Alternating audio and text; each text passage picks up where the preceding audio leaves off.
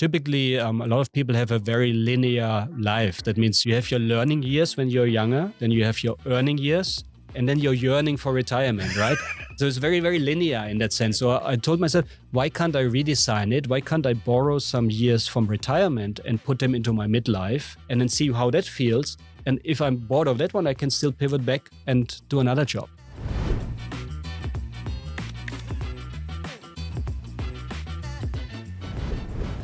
Welcome back to Chills with TFC. This is Reggie, aka your Chief Financial Coconut, and today we are with a very interesting person. I got to meet him at Adrian's book launch, No More Bosses, right? And apparently a lot of people there are no more bosses anymore, right? They have quit their corporate grind, they do their thing.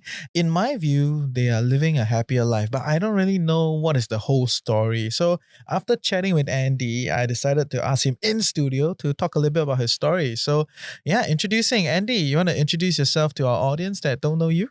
Yeah. So my name is Andy Schmidt, originally from Germany, but I landed here on Singapore's shores back in 1997. I just came here to Look CC for 2-3 years, but I'm still here. Yeah. What brought you here? My corporate job. Ah, okay. So I used to work for only one company in my entire corporate life, 23 years. So a little bit unique story in that sense that I did not go university. So I finished my A-levels back in Germany, and then Germany is quite famous in the world for having this dual education. So there's an opportunity to join an organization as an apprentice and you get trained on the job. So when I was finished with my A-levels, I really didn't know what to study. So either history, philosophy, and then my father used to work with Siemens, the same company. And he said, before you study that nonsense, learn a proper profession as a commercial manager for a business. And of course, as a kid, you listen to your father, right? You don't want to offend anyone. So I applied for this one and I managed to get in. So it was a 2-year apprenticeship program, 5 phases. Each phase had a school phase and a practical phase. So I was attached to a lighting factory that Siemens had somewhere in the southern part of Germany. And I went through this 2 years. You earn some money already. And then the company was very clever in holding up a big bunch of bananas and say, if you don't go to university now, if you stay on, we might sponsor another year of overseas training. They call it information years. So you are sent somewhere overseas, but you have a home harbor already. You're back in Germany. There's a job waiting for you, but you can go 1 year abroad and basically experience how work works in other parts of the world. And that's a little bit serendipity or luck, whatever you want to call it, because after 2-3 years, they approached me and said, okay, now you can go for this information year. Do you want? I said, yeah, hands up. Yeah, I want to do that. But where do you go? And that was not my decision. So there's a big bowl and then there are 30 slots inside, which are always sent as a batch. And I drew Singapore. So that was my first touch point with Singapore. So I have to admit, I was one of those ignorant guys who didn't know where Singapore was. That was back in 94. And then I went China until my finger got tired and slipped down and said, oh, it's down there. Okay. What do they speak? Mandarin. So I immediately signed up for Mandarin course in order to prepare. But it was not very successful. I arrived in Singapore in 94 the first time. I told my taxi driver very proudly where to go. The guy turned around and said, we speak English over here. So my Mandarin was so rotten that he really pitied me and said, okay, don't let him struggle so much. So that's was my beginning in Singapore in 94. I was here for 10 months. Then I went back to Germany. The job was waiting there. I'm married to my Singaporean wife. And after 15 months, she said, there's another nice place where we can start a family. I said, where would that be? And then she said, Singapore. I said, okay, I know that place. Let's go there. To Look CC for 2-3 years. But then how it is, first child, second child, third child, and then we just stayed put throughout the years. So I'm still here.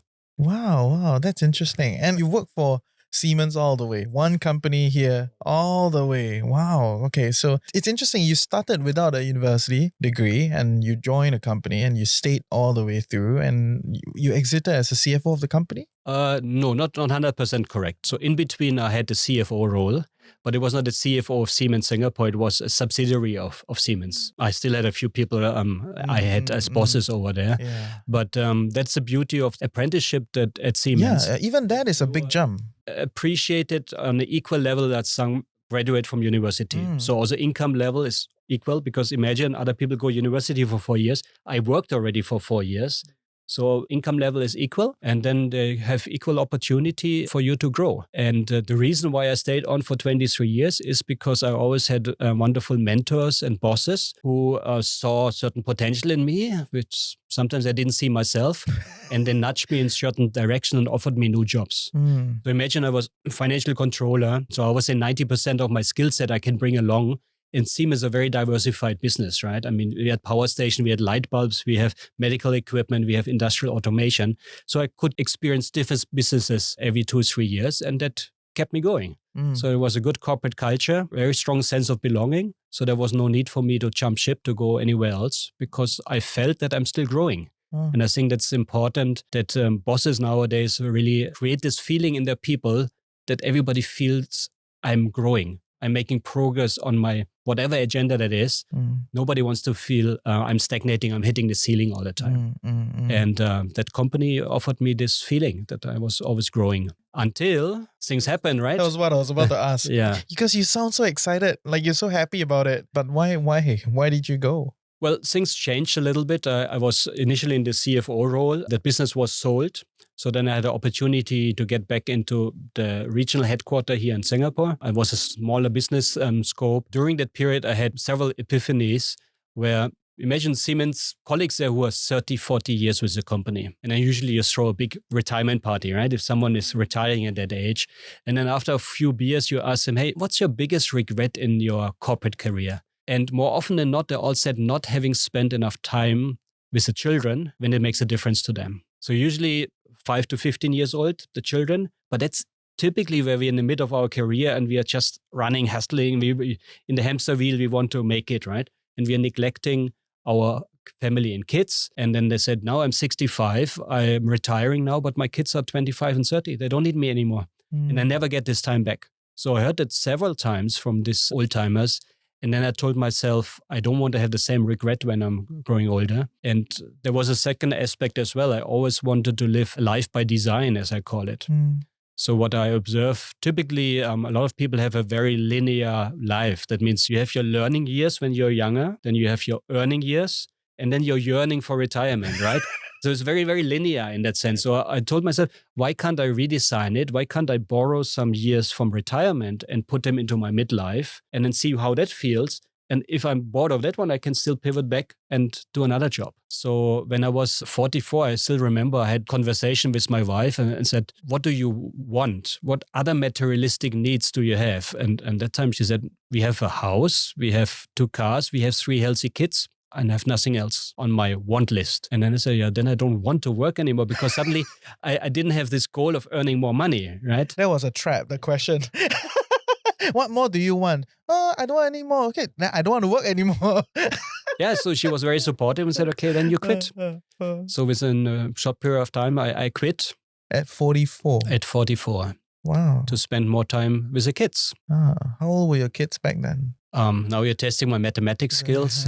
So they were in the range 12 to 5. So it's that range, right, that you were talking about, that you think it's precious, and looking back, you still think that that's the right decision. You made a great impact on them. Okay. So I spent more time with the kids, brought them to sports and tried to pull them a little bit away from school. And we maximized the school holidays. So we went on 5 weeks road trips in Australia, New Zealand. So really with a camper van and spent time as a family nucleus. And this is experiences which nobody can take away from me, my wife, or my kids. Although I realized that anything we do before the age of 7, the kids forget.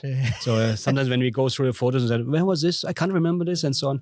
But after 7, 8, they remember what are the big experiences that we had together. Fair. Okay. So at 44, essentially you retired the corporate grind. So I want to find out a little bit, like, what was your financial position back then? How do you kind of lead up to this point, and how was that transition like? Yeah. So again, call it serendipity or luck. I personally believe that luck is a skill as well. So it's an acquired skill that lucky people have. They're just a little bit more outgoing, taking opportunities. They try this, try that. Simply smile more in life and chance encounters with people. So in my case, it was literally one of my first paychecks. I went to my banker and said, please set up a regular saving plan for me into unit trusts. Nobody knew about ETFs or index funds that time. And I paid myself first. That means the paycheck came in and then a certain amount, $500 it was, went into 2 or 3 different mutual funds. And I automated it. So I kept going on this and never really tried to time the market and just did it. By 44, I looked at my nest egg and I said, okay, there's a certain amount there which gives me now options.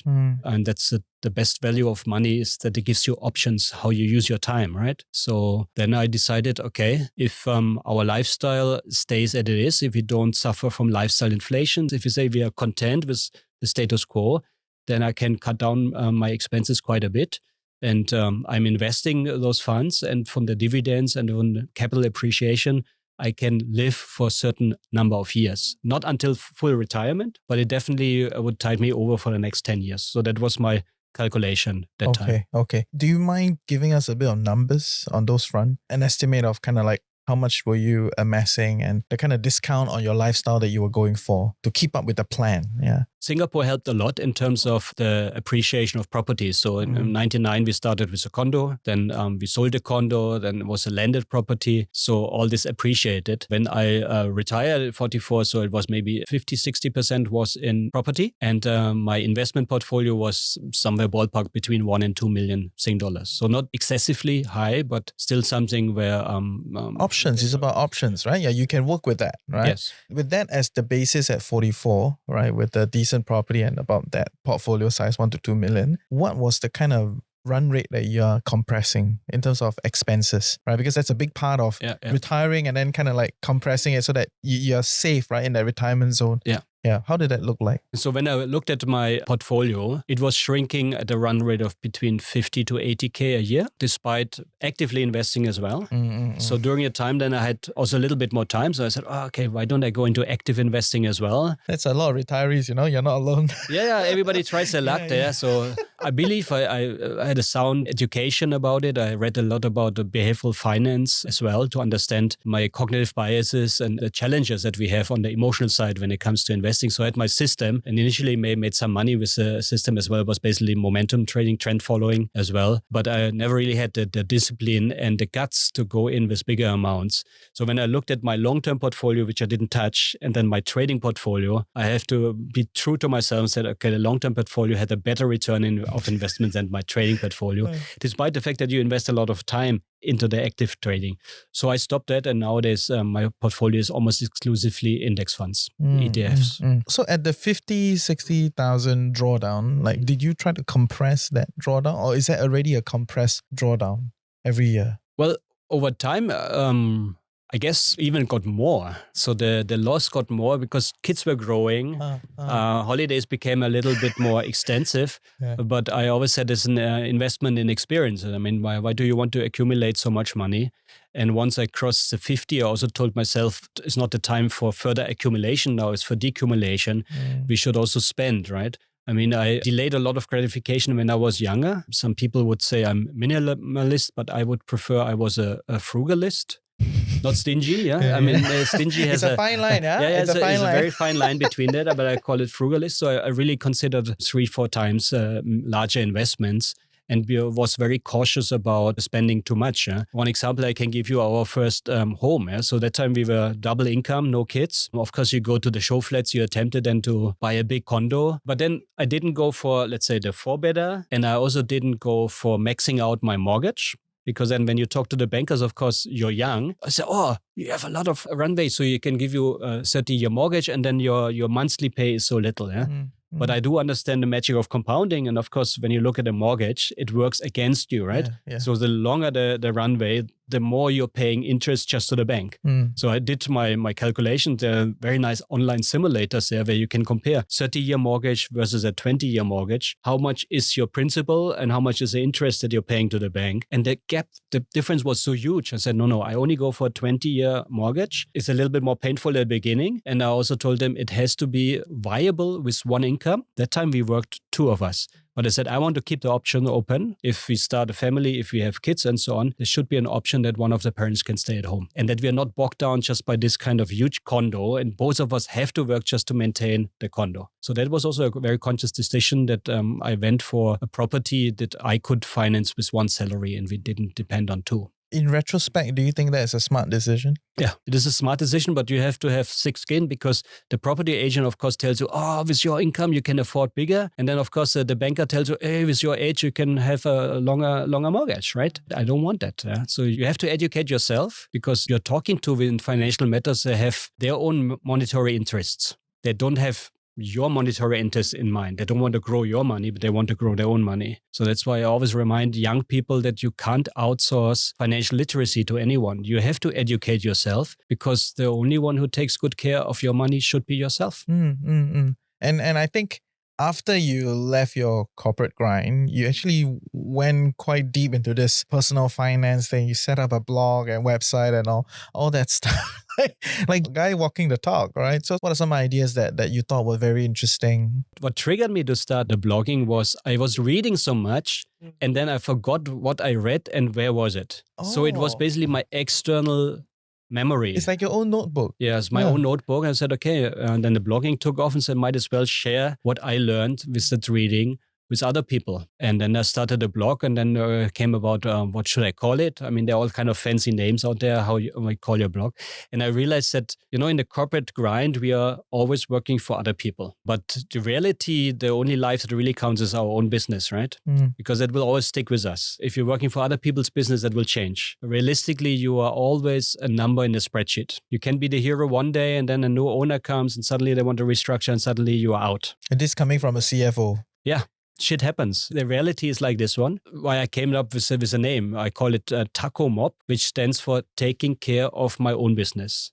So it was a very egoistic perspective, writing that blog about taking care of my own business. And that was predominantly educating myself about all the financial matters. And the deeper I jumped into that topics, I realized it's all in the head. It's all emotional. Can you elaborate? The technical part of investing is very simple, very straightforward. But the emotional part is very, very difficult. For example, I developed a system how I find trending stocks. And I had a system about position sizing, risk management, how I go investing in those stocks. You don't want to have too big an exposure at one individual position in your portfolio, right? So I had all this ready, but then it was all about finding the needle in a haystack, buying it, having the right position size.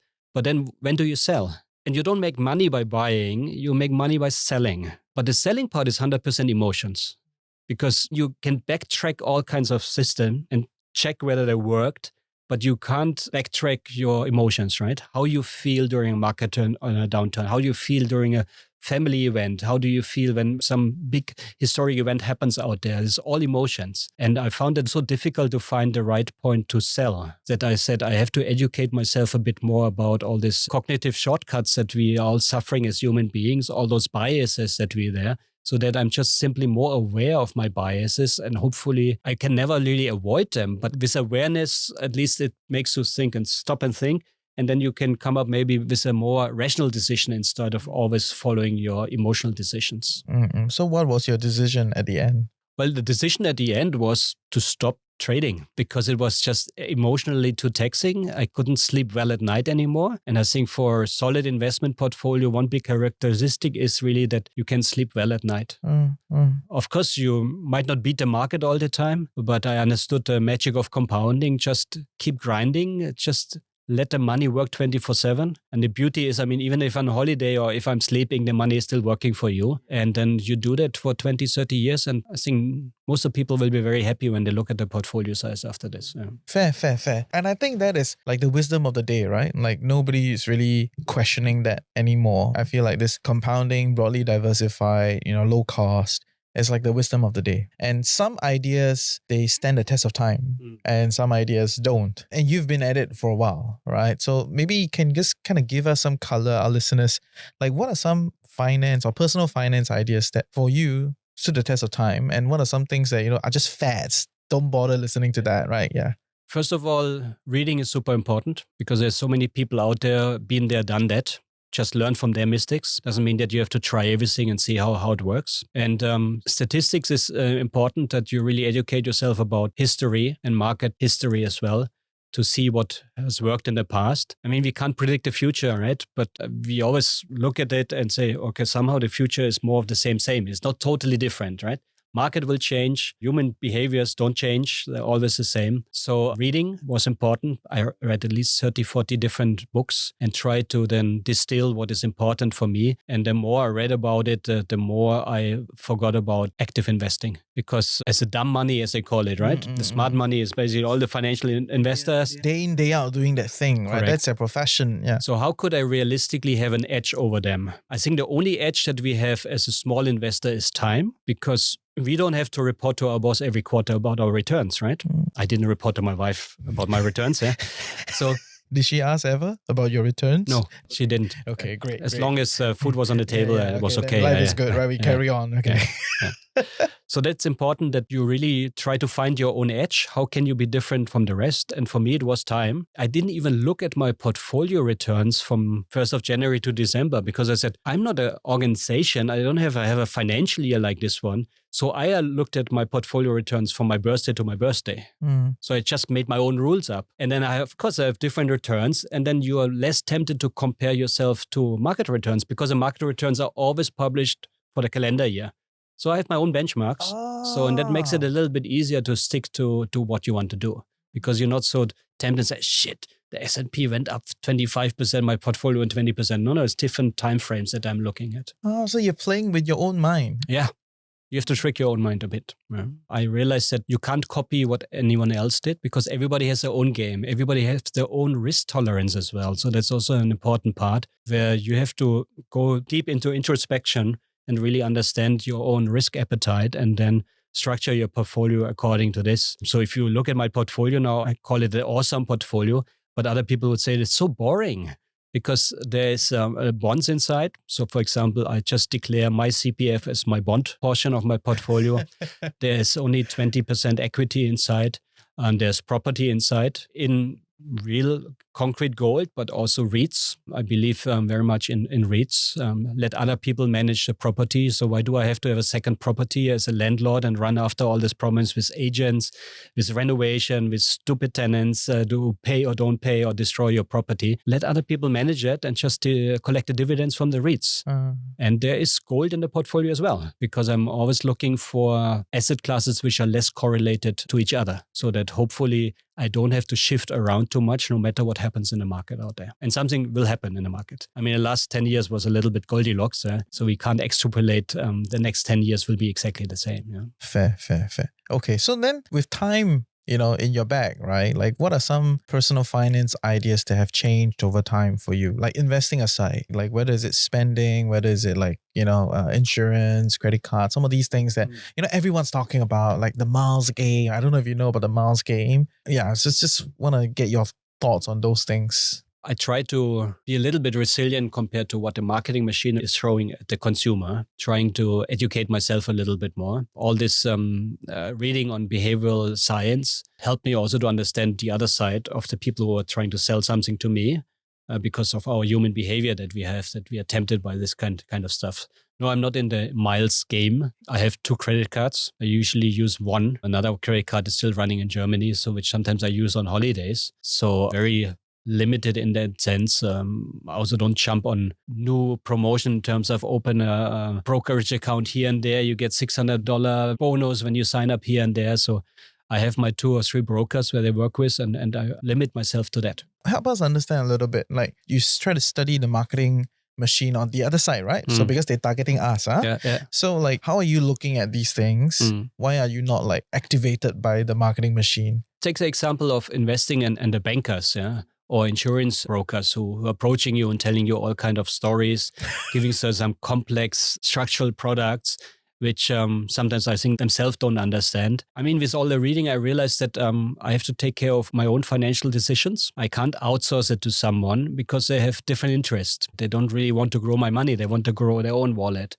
So I went through life more by myself. For example, when I went to the bank, I just want to set up a simple structure that regular investments go into an ETF portfolio. So then I have to close my ears, because then, of course, they will talk about structured products and this one is better and this one gives you 8% return. You shouldn't be happy with 7. I said, no, I'm happy with 7 with market returns. I know that I cannot beat the market over a longer period of time. I'm happy with market returns. So toning down your expectations, I think, is important, because if your expectations always grow faster than your money, you will never be happy. So that's an important part also in terms of lifestyle decisions, that you tone down your expectations, that you know what are your wants and what are your needs, and hopefully stick to it without being skewed in another direction by the marketing machinery around you. Hey, welcome to the Financial Coconut Podcast Network. I'm your host, Reggie, aka your Chief Financial Coconut. And if you're loving what we're creating here, like, share, subscribe, share with your loved ones, comment in the comment section below. And yeah, we'll see you for great content on Chills with TFC. Great. Okay, good. So you paint a picture, right? The corporate grind, you benefited from that vertical development over time, and you climb up the corporate ladder, you made some money, you retired, and then you try to figure out this whole thing, and then you got it sorted. You have your own method, right? But the interesting part is you kind of went back to working. Yeah.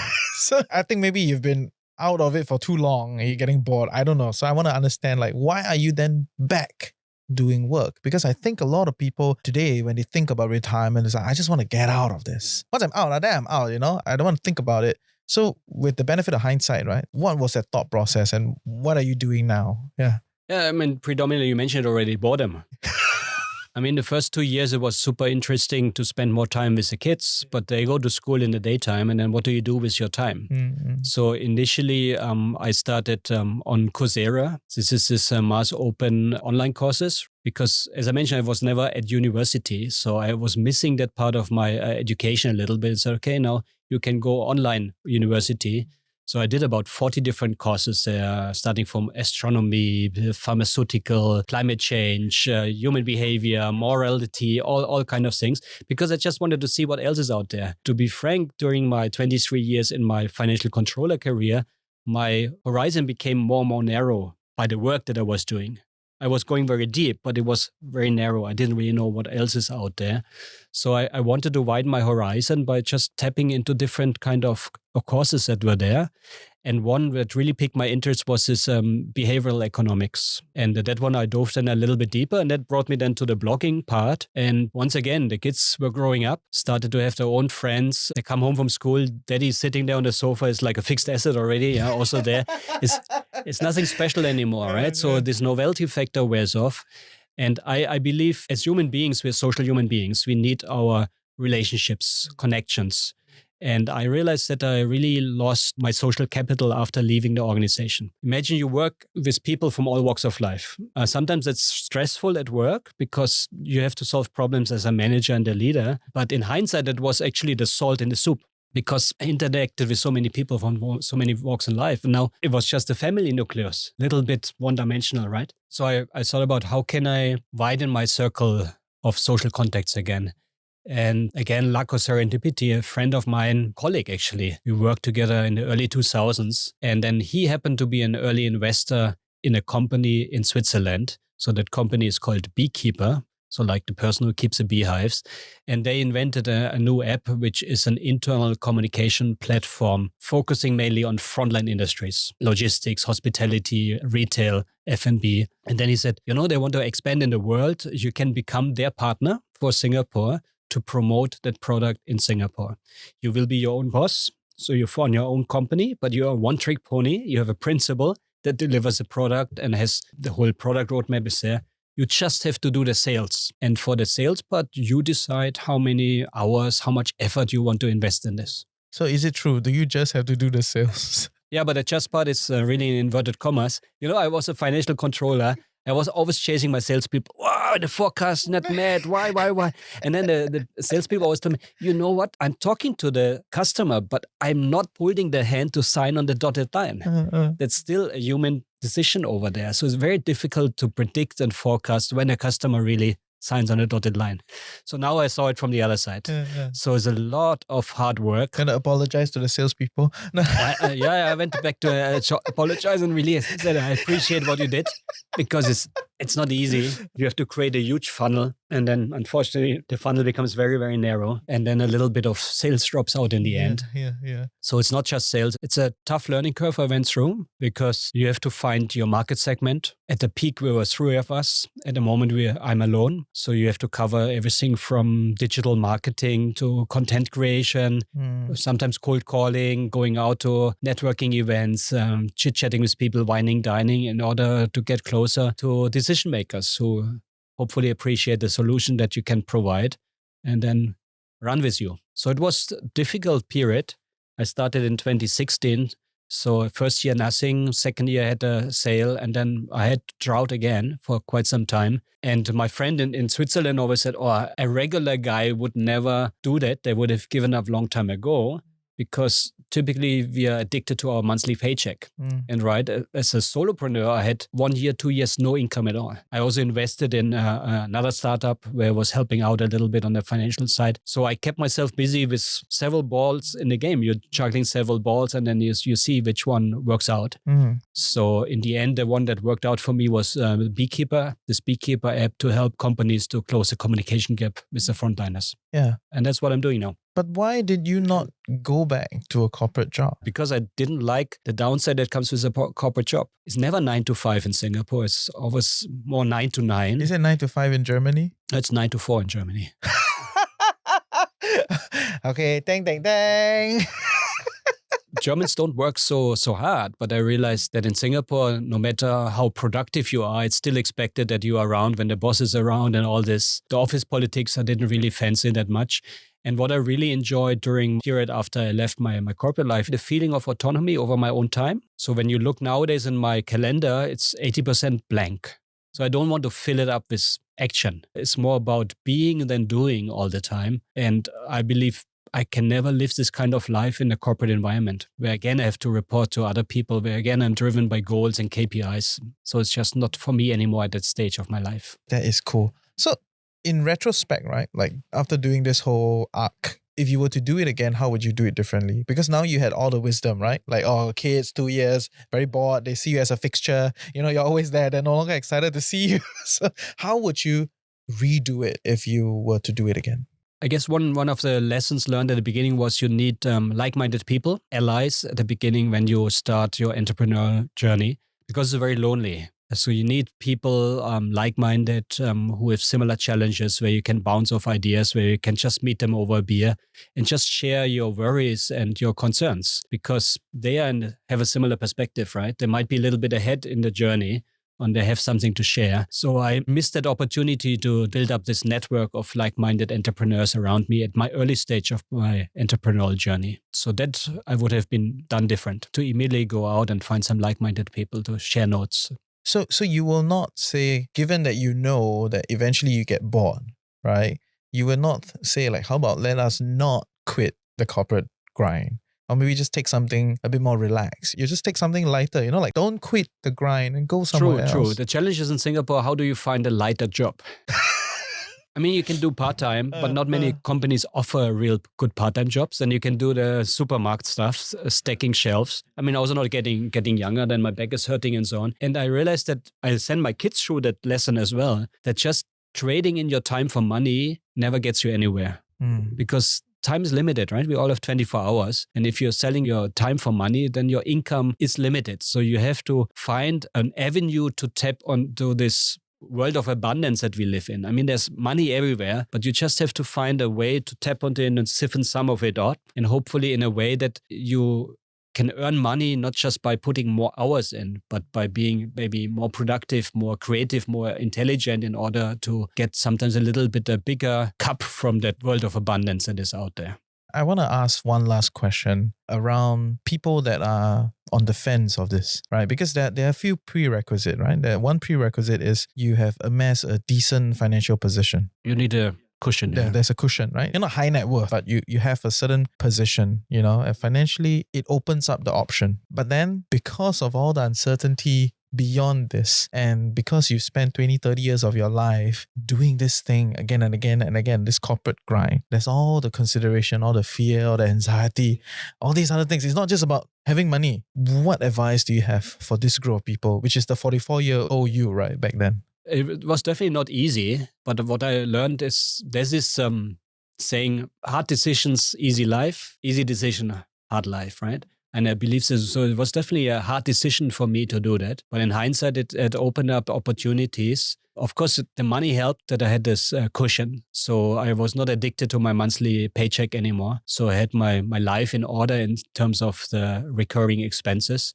So that gave me a bit of peace of mind that I could really spend a lot of time to explore and see what I want to do next. As I mentioned, I mean, I retired 2012. Until 14, I did hardly anything. Then I started blogging and I only started my entrepreneurial journey in 2016. So that 4 years I had to bridge with my savings. And of course, you always think about, well, what if I run out of money? But there are a lot of avenues also where you can cut down your expenses. Like, for example, kids, we're sitting around the table, family circle there, and I told the kids, I'm not paying for overseas university for you. So that's just in terms of my budgeting, it was just not there because I don't believe in this overseas education because you pay a huge premium in money and you don't get really a good return of investment. So I said there are good universities in Singapore as well. They are now in the top 20 as well. So why do I have to send my kids overseas? With one exception, I said, you can study in Germany. It's free. It's only living expenses. So that was the option that I gave the kids. So it's about managing expectations also for the people around you, the family. Right? Hopefully the kids also observe what the parents are doing. That, for example, we are not trying to keep up with the Joneses, right? There's a typical thing, this social comparison. You're comparing yourself to others. And they say, oh, I also want to have a new car. And then once you have a new car, you find another one who has a newer car. Yeah. So it never ends, right? By the way, I never met the Joneses before. Do you know anyone who is called Joneses? No, I've never. That's the thing. Like, who is Jones? Right? Like, I've never met anyone. So that is important, and that's why my kids, I think, have similar monetary habits. So they're all, even though they don't really have a job yet, but they still have their regular saving plans into ETFs. So Angbao money and all this goes into investment because they know magic of compounding, start as early as possible. In closing, where can the audience get to know you? You know, like where could they connect? And if you have any last things you want to share with people, you know, middle, upper class working professionals based on your journey, please feel free to.